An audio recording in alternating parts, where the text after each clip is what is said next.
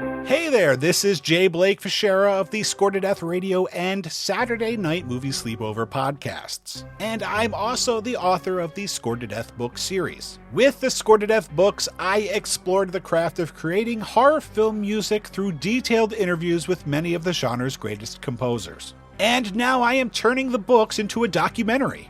Production is already underway, but we really have only just begun. If you're listening to this between September 27th and November 1st of 2022, you can help make the definitive documentary about horror film music a reality. And while you're at it, also pick up some very cool tier rewards.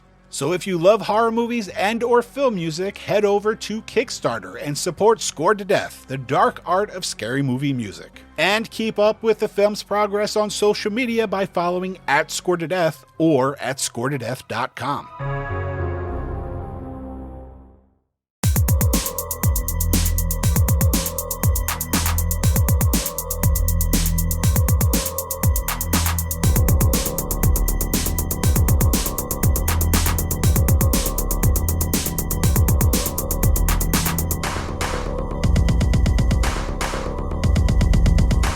Ladies and gentlemen, boys and ghouls, Creepshow time is here. That's right, we're talking about the lonesome death of Jordy Verrill on Kill by Kill.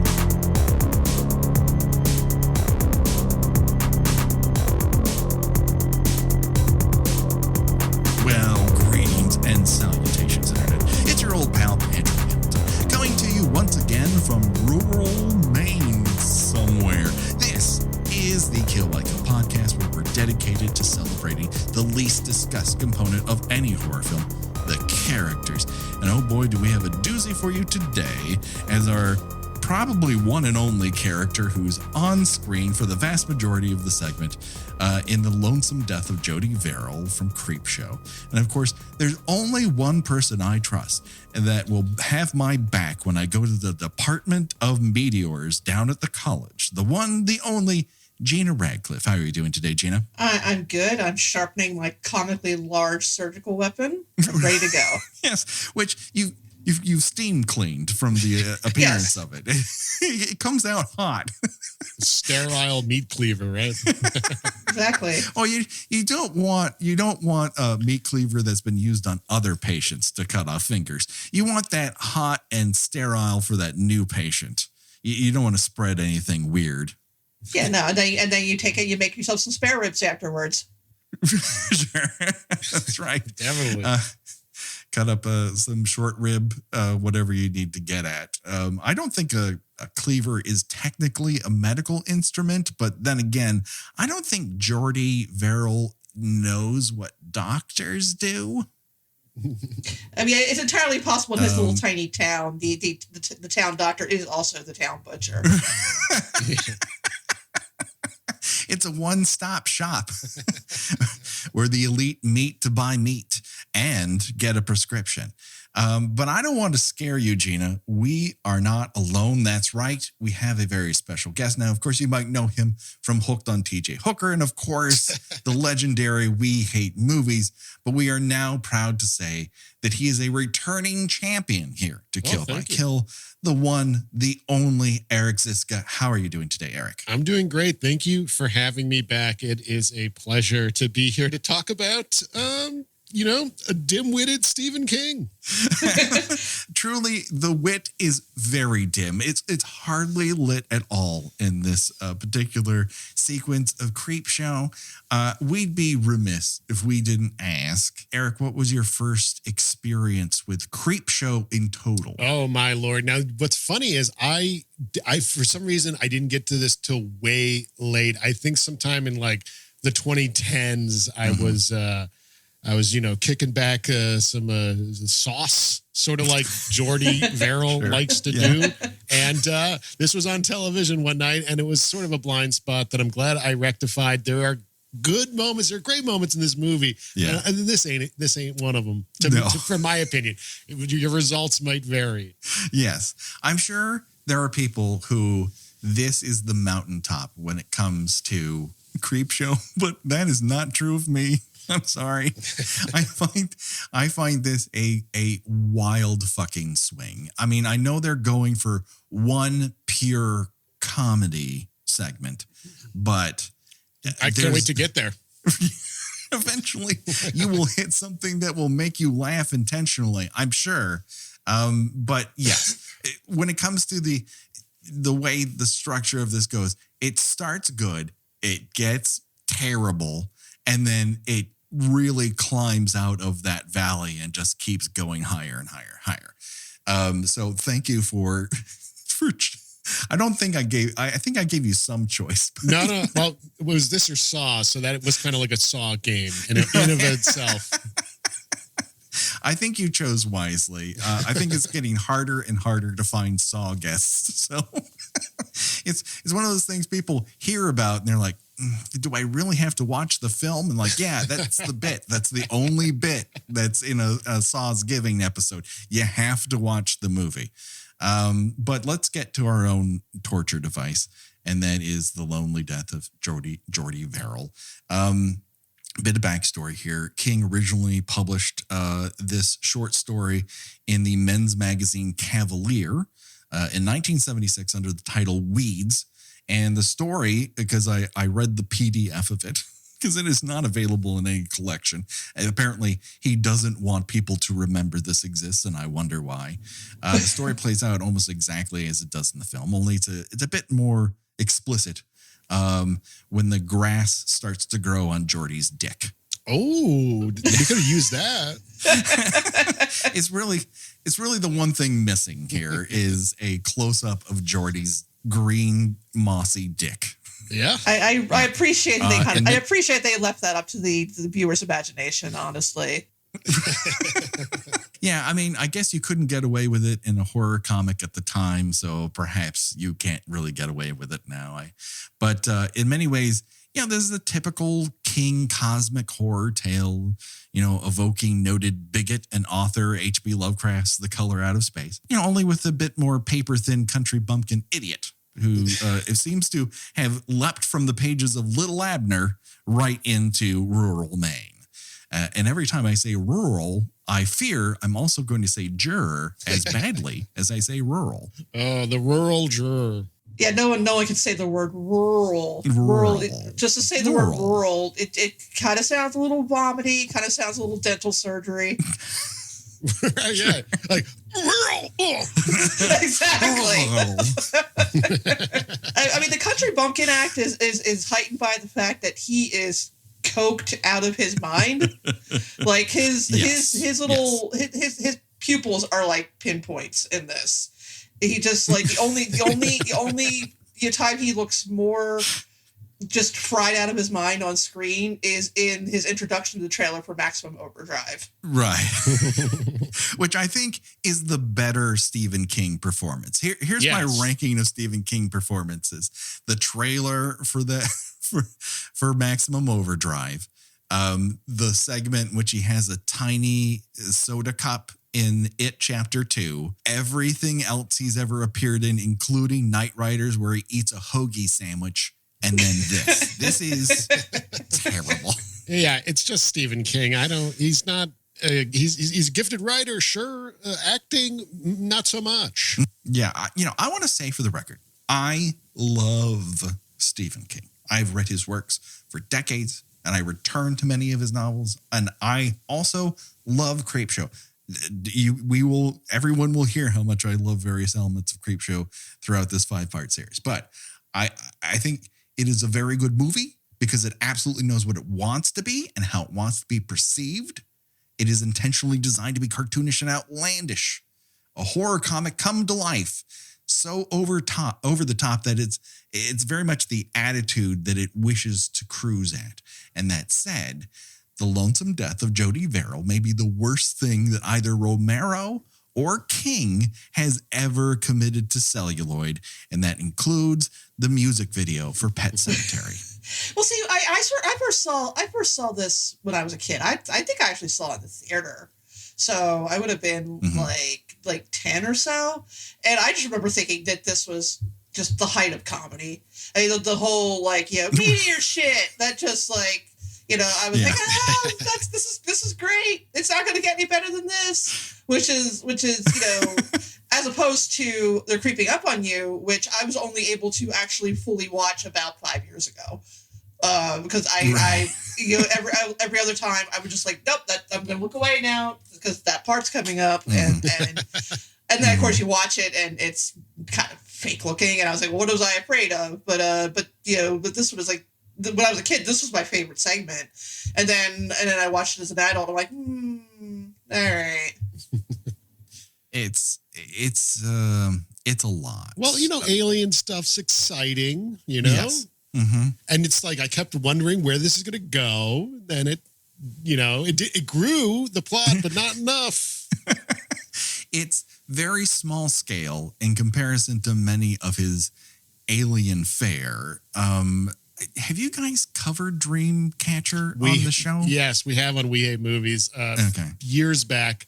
That's a fun one. It's a fun, not so great one, but it's a fun one. I haven't read this story, though, to be fair. Avoid. It's not one of his better ones. He goes hard in the paint for the weird little like language things, and Duddits is about as bad in that as he is in the movie. So it's not a great one. It's not one I come back to. Got it. As much as I love his books that have it connections in them, he seems to have a real bad record when it comes to alien-related books that have it connections in them. Because that and Tommyknockers both have the feel of, you need to stop whatever drugs you're taking. And in Tommyknockers, it was, I think he was off of cocaine but drinking heavily. And in Dreamcatcher, he's on opioids from being run over by a goddamn van. And you can tell. You can just tell. Like the entire thing, you're trapped inside of his head, in which he's like, I need to get off these drugs. And you're like, I wish you would get off the drugs too, and I could stop reading this book. But I read it all because I'm a glutton that way. But this story in particular feels like revenge against one in particular non-greaser bully from his past who tormented him in school or life. And if it were animated by Hanna-Barbera, it would be more realistic. And I think the wildest component that I've learned in researching about Creepshow so far is that Romero pushed King to, quote, go bigger in this performance, which feels like a dare neither was willing to pull the parachute on before caving into the ground. I mean, he does something. He goes something. I mean, he's got some memorable lines and moments, like the, I'd be dipped in shit if that ain't a meteor. And then, of course, Gina, you mentioned the meteor shit line, the two crowning achievements of this segment. It's a very shit-based segment of Creepshow, that's for sure. I mean, the I'll be dipped in shit line, he already kind of looks like he has been dipped in shit, just as a look, as a vibe sort of thing. So it's not that big of a tell necessarily. But yeah, he knows how to turn a phrase, that Stephen King. Who would know? It's just that his actions on camera are fucking wild. We start, of course, on a main dirt farm. Meteor shower already in progress. A very animated meteor shower leaps from the sky straight into the ground, and Jordy resounds with a holy oh Jesus, which again, another word combination with a swear. That Stephen King has a way with words. Yeah, that sounds like something right out of one of his books. Yeah, and he's got a way of depicting, I guess, the poor or farmers, or it is a wild characterization here. Yes, again, it feels almost personal, like he's seen someone like this and been irritated by someone like this and has decided to devote an entire performance about it, like make him as dumb as humanly possible. And one of the elements here, and we talked about this when we covered the Blob remake, but I'll reiterate it here. The first rule of finding a meteor is don't touch the meteor. Never touch the meteor. Not with a stick. Definitely not with your fingers. Just don't just leave it. Very bad. Don't do it. Would not recommend. Call your local sheriff's department and get that racist asshole to touch the meteor. Don't you touch the meteor. Let some authorized authority touch the meteor, for Christ's sake. Then you can't sell it to the college boys up the road. Right. By the way, I love that sequence when he has that like vision of selling it, and even in his vision, it's like $50. Then it goes up to $200. It's really illustrating how dumb this character is. Yeah. He immediately goes, "Oh, I wonder, what it will, what the Department of Meteors will pay for this." And he immediately starts licking his fingers in desire. And his dream here, everyone, you need to know this, is to get $200 because that will pay off his bank loan. So when some fucking boomer goes, "Oh, you should have worked harder to pay off your college loans," you're like, "Oh, but Jordy Verrill can find a fucking meteor and pay off his bank loan with $200. He worked hard for that. Fuck you, Dad." That's what you do, and you tell him I told you to do it. I didn't mean to jump ahead with you there, but yeah, so he pours some water on there, and I guess it changes the temperature, and that causes it to split in half, and the goo he then just pours onto the ground. Right. He doesn't want to put it in a plastic bag. He doesn't want to save said meteor shit, but he has determined that this meteor shit is glowing blue, and he doesn't consider that valuable at all. But again, don't touch the meteor. Don't try to cool off the meteor. Don't interact with the meteor. And if it starts talking to you, do not listen. Just don't. I also like when he laments, like, "Oh, that who's going to want a broken meteor now?" Like you ever see a rock and it's like, "This is a broken rock off another rock." Like no one knew that it didn't land and break open. Like what is the difference between two halves of a meteor and a whole meteor? Fucking nothing. Take it to two colleges' departments of meteors and sell them both for $200. That's how you do it, Jordy. What are you trying to pull here? This is a broken meteor. Right. Well, of course, his breaking the meteor leads to the iconic line, "Jordy Verrill, you lunkhead." Yes. Which he repeats over and over and over again. I mean, over the course of his career, King has breathed life into all sorts of complete shit heels. Just a quick list for everyone to remember. You got your classic King greaser bully. You've got, the writer whose wife has died and he needs a younger woman to sleep with and also die to get over that first wife. You got mom-obsessed incel, lecherous graveyard attendant, writer who drinks and abuses his wife and kid while he's on the job, boss obsessed with rats, incel who wants to fuck his car, grifter who thinks he's God's vessel but is just a major asshole and ends up running for president, literal devil, bad priest, serial killer possessing a rabid dog, literal Nazi, fail sons of all ages, terrible husband who needs to be shoved into a well, terrible husband shoved into a deadly maze, terrible husband shoved into an alternate dimension where all of our stories come from, or terrible husband who dies mid-sex game. I could do this all fucking day. That's it. Jordy Verrill acts like he doesn't have a single Dreamcatcher-esque shitweasel up his ass, but is literally being piloted by all of them, like an entire fleet. His guiding influence appears to have been Jerry Lewis at the start of a decade-long cocaine bender. And behind the camera, genius horror director George A. Romero was like, more. Go bigger, like you're pointing that thumb in the air, like keep going. Right. You're not acting enough like a human scarecrow. Just slap your face more. Get more cross-eyed. Like King, like some people on camera, they don't know what to do with their arms. But for Stephen King, that extends from eyeballs to fingertips. Oh, yeah. Those eyeballs, my God. They're walking out the door. All of his reactions appear to be Wile E. Coyote in the middle of that 10-story drop.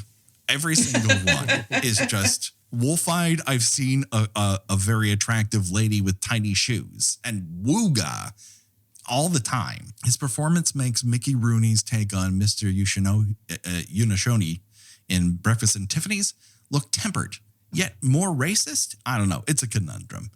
But let's get to the Department of Meteors. After I've gone through that long list of bad Stephen King men.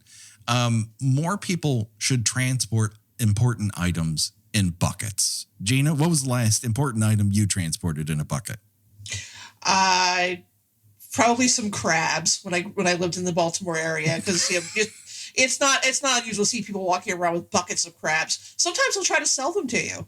I think the last bucket I had was big clams. And I think it's a sea life thing. And meteors.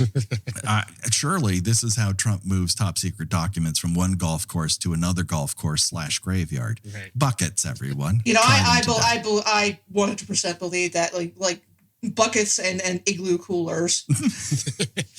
Yeah, that's right. Buckets are actually the most luxurious way to transport top secret documents. This is the most beautiful bucket you've ever seen in your life. It's a golden bucket, and I don't just say that because Ivanka pissed in it. The know-nothing Democrats want you to believe that you can't transport top-secret documents in buckets, but they're wrong. You got to throw what many people are saying in there. Sure, you could wait for a meteor to cool down over time, but it's better to throw water on it. Get that bucket full of meteor into the Department of Meteors. Yeah, immediately. They want them fresh in the middle of the night. Just get in there. Right.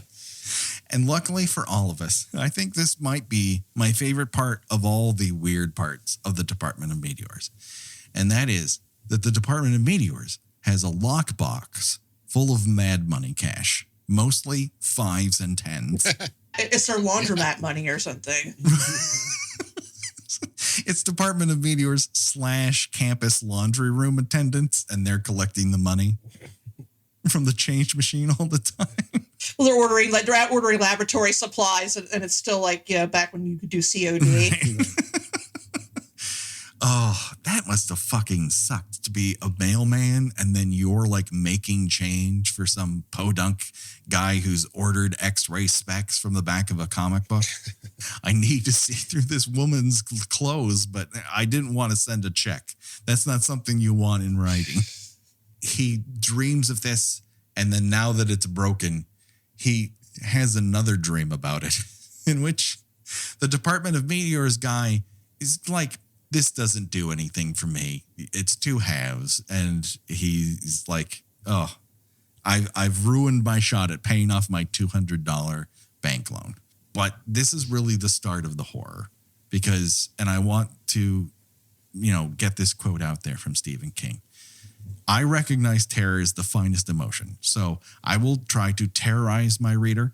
But if I find that I cannot terrify them, I will try to horrify. And if I cannot horrify them, I'll go for the gross out. I'm not proud. This segment is all gross out. And it starts with the white blisters on his fingers.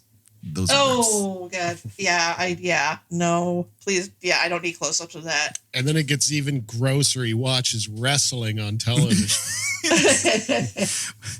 I think there are many strengths to Creepshow, but I think it's, I think one of the detractions from it is the music.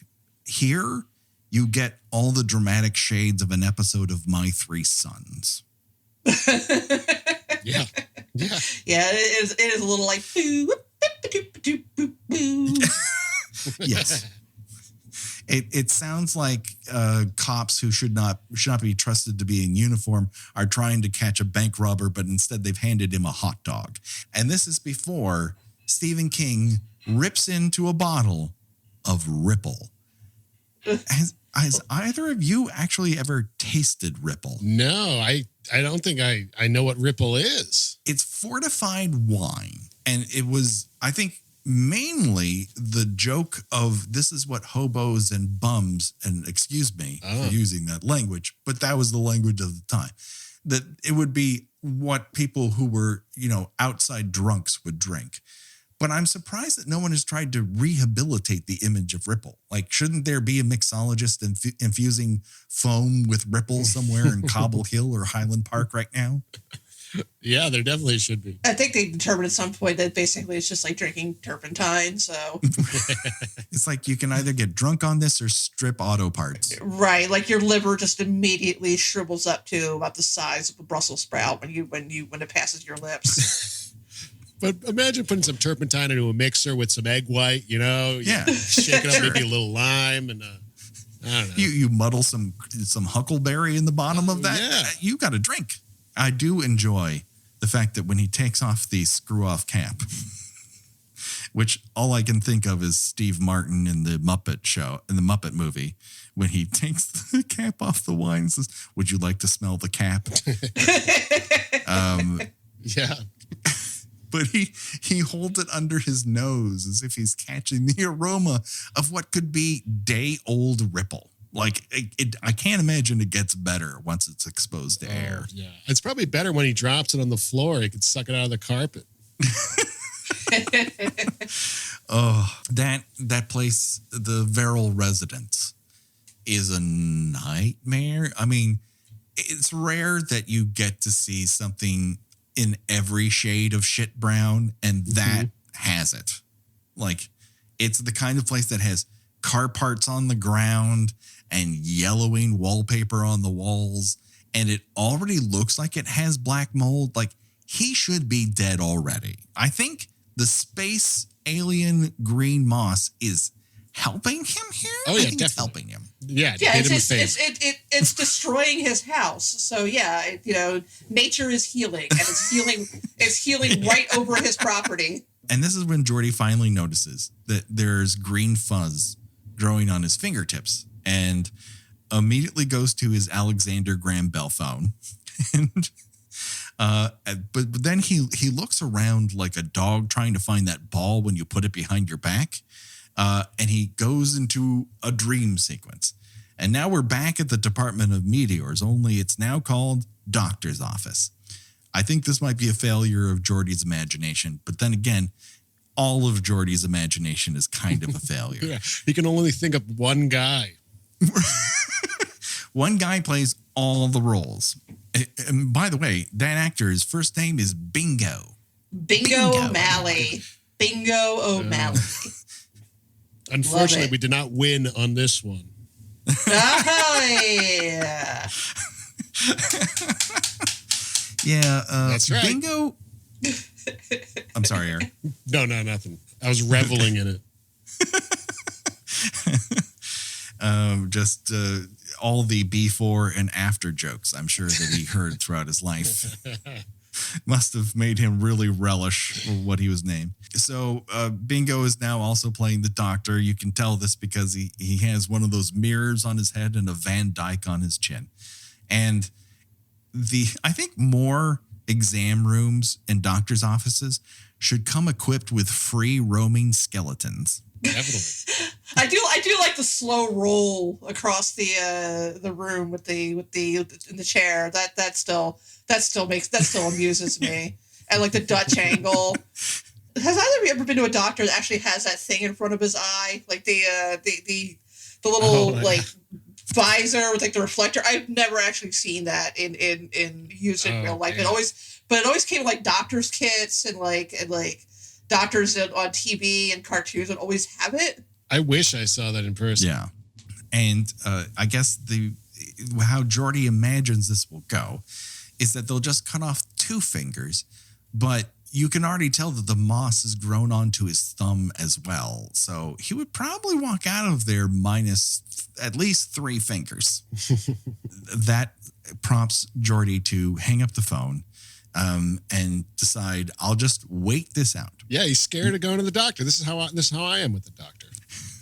But you don't currently, you're not covered in moss like right now, right? No, I wish. God damn. I would love to commune with nature in that way.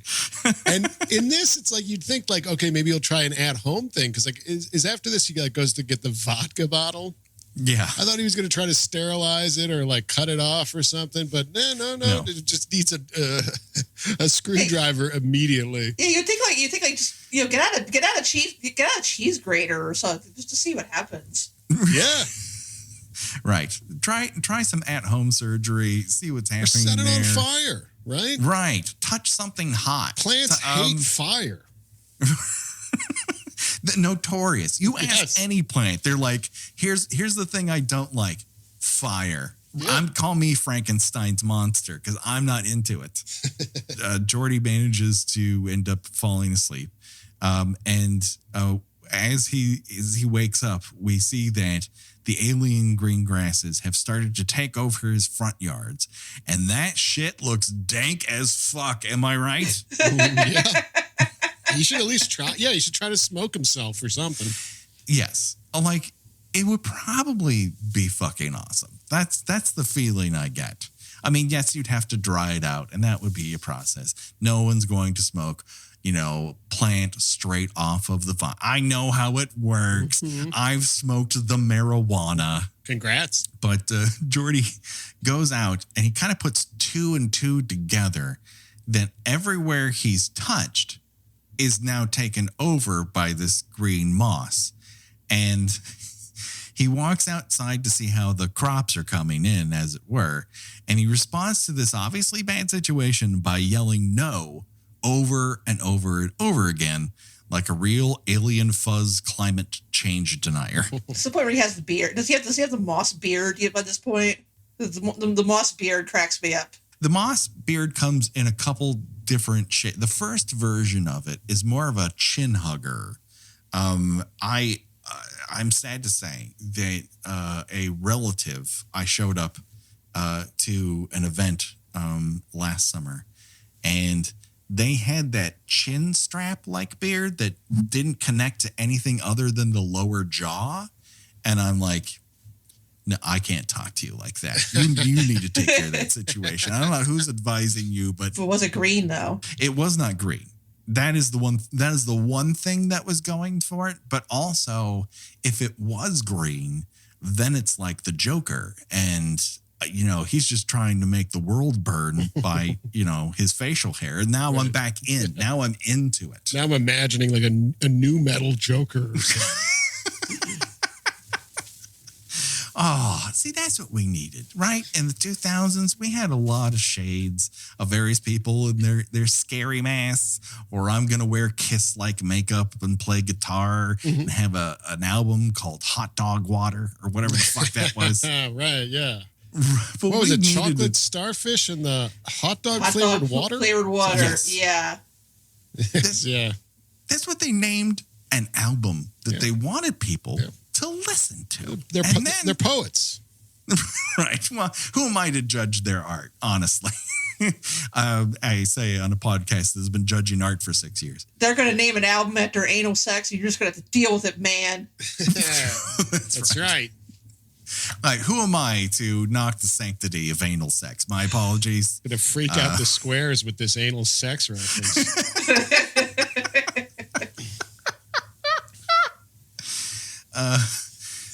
For those of you wondering what the movie is on television, where the grandma who's complaining about how they were sweltering in the summer and freezing in the winter, that's a monologue from How Green Was My Valley. So start your laughter here, everyone, because you would need to know that in order to get that joke. It should be noted here that King did suffer for his art and all of our entertainment.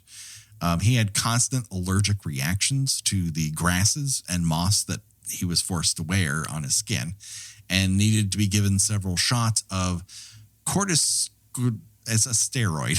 I can't pronounce it. Gesundheit. Yeah. I'm assuming by this performance, it affected him greatly. Well, that and the cocaine. But the combination of steroids and cocaine produced this performance. So that's a real say no to drugs ad right then and there. I mean, it just makes me itch. It makes me itch to watch this movie. Like, I'm just like kind of like scratching at my arm and like smacking it and all. And the way he itches his back. I mean, I think it's part and parcel of the whole deal. One of the components of the book, or I won't say book, the short story, is that the grass actually reaches into his brain and starts talking to him and telling him that he's itchy and telling him bad things to do next. And the movie's like, oh, no. We don't want something silly like grass talking. We'll just have him like walk around bug-eyed the entire time and dump 3/4 of a bottle of vodka into a pitcher of Tang and stir it, because you want to make sure that's mixed. It sort of suggests that the grass is driving him to get into the water, because he kind of stares at it and kind of sparkles like he's like mesmerized by the water. Yeah. So I sort of feel like maybe that's kind of implying that the grass is driving him to do that. It is sparkling. It's almost as if like the entire Saturday night crew at Spearmint Rhino has taken a bath in that bathtub. It's just water and free-floating glitter. Jordy ends up taking a booze nap after all that alcohol. And he wakes up to discover that he's grown even more, even downstairs. Yeah, now he's starting to look like Jim Carrey's The Grinch at this point. Right? Yeah, he's got like a ZZ Top level beard now, made out of moss. True. Yeah, he's kind of like a jolly green Sasquatch. Mm-hmm. And he draws himself a bath, and lo and behold, the visage of his father, again played by Bingo, comes to visit him, dressed like old-timey, I guess. He's kind of dressed like Reverend Henry Kane from Poltergeist 2. Oh, yeah. Any of your various children's of the corns. And he's like, hey, fuckface, don't get in the water. That's what it wants. Okay? Yeah. This isn't like Brawndo, which is what plants crave. These plants really crave glitter water. Yes. Don't get in there. It's great because ghosts obviously would know the motivations of alien shit because they're both from the heavens. Yes, true. Are aliens and ghosts communicating beyond the borders of our imagination? Wouldn't that be great? That would make like the threat of death so much more, like, okay, I could talk to aliens up there. You'd finally get to know why all of their spaceships look like saucers. Like, why is that shape? I'm just thinking of Bill and Ted's Bogus Journey, because that alien station gets up into heaven at some point. Right. Exactly. That's sort of dressed like every Hellraiser dimension. It's very velour blind driven as an aesthetical choice. Yeah. I think you would get a lot more play at churches if you're like, listen, heaven doesn't exist, nor does hell, but you do get to talk to aliens. So is this what Scientology is after you pay all that money? It's true. I may be trying to resell Scientology to people. My apologies. I was going to say, are you recruiting? Yeah. No, do a breakaway sect. Christianity has so many of them, right? Like, sure. The current Scientologists could now be the Orthodox Scientologists, right? And you do like I could be reformed. Yeah, exactly. Yeah. Exactly. You don't follow people with cameras and stalk them and whatever. No. Whatever other crimes the church has committed. Right. Yeah. I mean, I'm still going to lock my wife away where no one can see her for decades. That goes without saying, yeah. I mean, that's coming with. But maybe you don't hold on to 2 metal tubes. Maybe we make them hot dogs. I don't know. Something festive and fun. Something we can all enjoy. I don't know how Scientology works, other than the fact that I went through a couple rounds of improv near the Scientology Center. I wish them the best, though. Yeah, sure. No, everyone in Scientology, you have our full endorsement here at Kill by Kill. That's right. Not me, though, you guys. No, they're good. They're good. No, be on the right side of history. I also noticed something in Jordy's bathroom that I wanted to discuss, and that is he has a lot of nudie mags for one bathroom. It's like a kind of lending library. What else is he going to do with his time? He's going to watch wrestling, and then he's going to look at porn. Sure. Not much has changed, has it? He's a simple man, Patrick. He has simple needs. My barber growing up in Montrose, California, had a rolling cart that had normal your Sports Illustrateds on top, but the bottom half of the bar cart had nudie mags. Which ones? What kinds? I distinctly remember Playboy and Penthouse. Not that I. So the classy ones then. Oh, the classy ones. Yeah, top shelf. Right. It was things with artful shadows. You're not seeing inside. You're seeing outside stuff. Uh-huh. Not that I got to grab. No chocolate starfish on that one. Right. Hey, maybe the occasional hot dog water. I mean, who's to say? I didn't take notes. But here's where we get to a bit of trivia that has crossover with Eric's other show, We Hate Movies. Now, a very important part of the We Hate Movies universe is the Gleep glossary. Right. And according to some, King carried around an action figure of Greedo for good luck during the filming. That's awesome. I do that. I have one right here with me for good luck right now. And how does Greedo feel about being included in this particular segment of Creepshow? How does he feel? Wow. He probably wouldn't like it.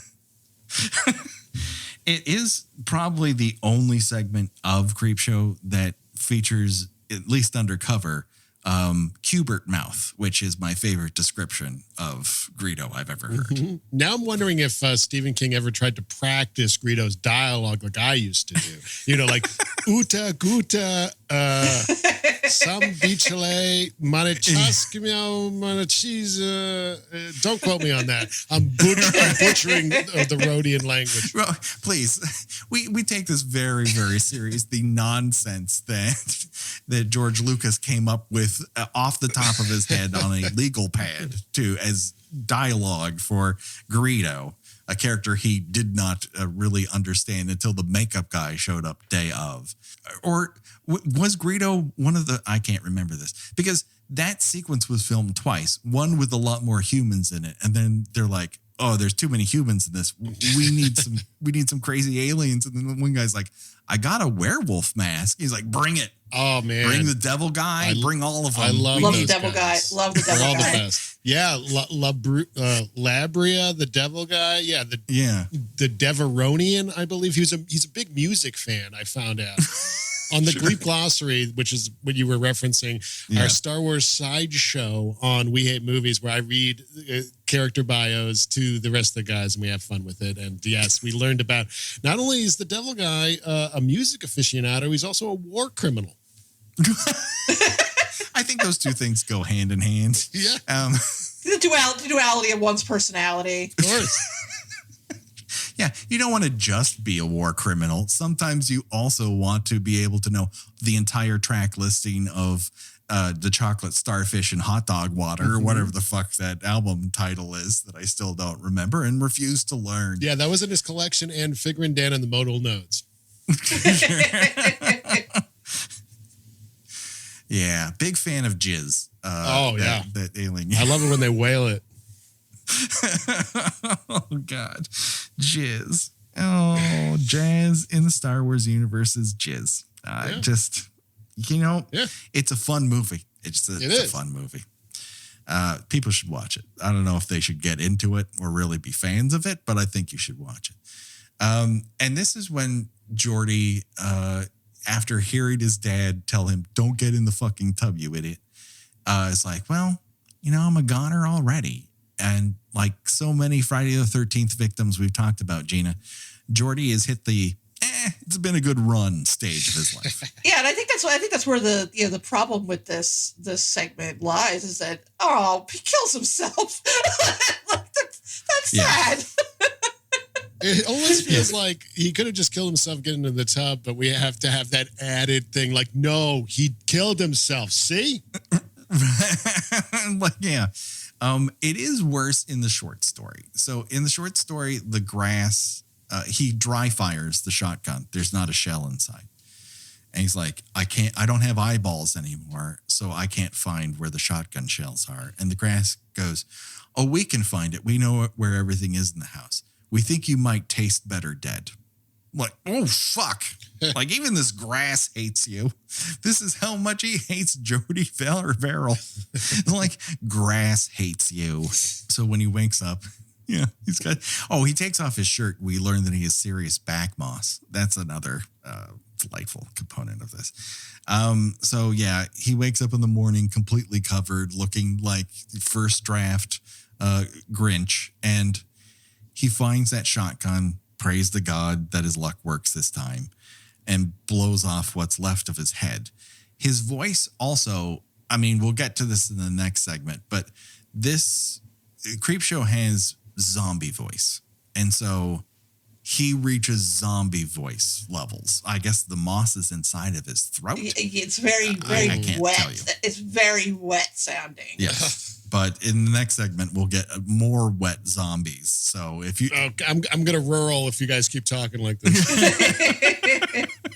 So yeah, that's pretty much, the lonesome death of Jordy Verrill. I mean, he dies.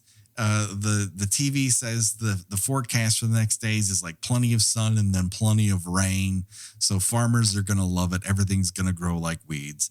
And you see that the moss has started to grow towards a sign that says that Castle Rock is 5 miles away and Portland just beyond it, making an obvious King reference there. So yeah, this is one of King's many apocalypses that happens in this one. Do you guys have a favorite Stephen King apocalypse? I mean, I got to go with The Stand. That's the iconic one. Yeah, sure. Yeah, I mean, I saw that like a billion years ago. How about a multiple choice? Okay. Well, The Stand, where everyone dies of a pandemic, and we wouldn't know anything about that. I already saw that happen. Did not like it. The world can be taken over by vampires. Oh, that's a good one. That's another one. That's his play on The Last Man on Earth. Or the world can be taken over by shit weasels. Well, there's a lot of his cosmic horror, like the entire world can be sucked into a dark dimension vortex. Oh, that's like pretty everyone good. has it. Yeah. Or it can be taken over by trucks. All right, I'm voting trucks. But consider you'll have to listen to nothing but AC/DC for the rest of your days. Again, you're not underselling this. I will live into a world that is just AC/DC playing constant guitar riffs and when someone turns their head. And if you get tired of it, you can search for that shotgun. That's right. You just cover yourself in gasoline and light yourself on fire. Ooh. Or get blown up by a variable strength grenade launcher. I think I would go with the trucks because I don't know that I could get through The Stand. I have a feeling that I would just be a corpse inside of a tunnel or something like that. The very idea that the one guy who lives in prison and almost dies and ends up eating parts of a rat, but slowly because he can't eat all the rat right away. That's too much for me. I can't handle that. Got to savor that rat. Yes. Stephen King has a thing for rats. Have you ever watched Graveyard Shift? Shit. You know what? I don't know. Probably not. I think that's a recommend. That's a wild. You know what's funny is I didn't check now, but a lot of time I'll be like, I never saw that movie, and then I'll go to my Letterboxd profile and be like, well, apparently I have, and I wrote all this stuff about it. Apparently, we recorded an episode on it in 2012. I do love that movie. It's a town that's crumbling so much that when a river washes out a graveyard, everyone goes insane. Like the town is built on a washed out graveyard, and then rats are like, "We're taking over, baby." I mean, awesome. You got, if nothing else, watch it for Brad Dourif playing an exterminator who gets to do a back and nom monologue. Oh yeah, he's got a sweet back and nom story. I love those. I love those stories. It's like they would get a guy and they would strap him to the ground and they'd get a rat, a real hungry rat, and then they put him on his stomach and put a hot bowl on top of the guy's stomach and the rat. Right. So the rat wouldn't have anywhere else to go but to eat through the guy. Yes, yeah. I remember this in, what was it, Too Fast, Too Furious? I think they did this. I do think they make a great... You're right. It's in 2 movies, everyone. Yeah. It has to have happened. There's no way it's a coincidence. The major events of the past, century, Vietnam and Fast and the Furious. Right. The Miami one with the fun rocket cars. So that just about does it, unless anyone else has any observations about the lonesome death of Jordy Verrill. They just have to get out into this world.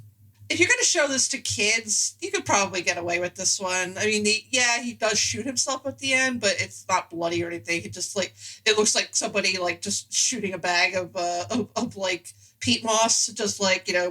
Yeah, and it's honestly an optimistic ending here because the alien grass is now going to grow all over the planet, presumably, right? The forecast says there's going to be a lot of rain coming up, and the Earth will be green again.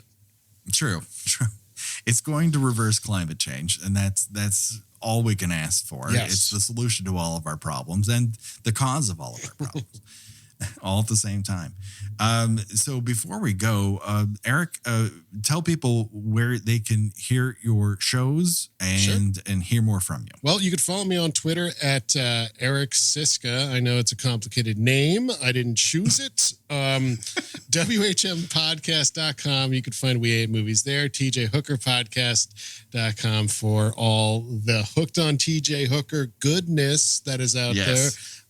That's just a little underdog show I do about TJ Hooker starring William Shatner. And I just want to quickly mention, since it's October, it's scary month.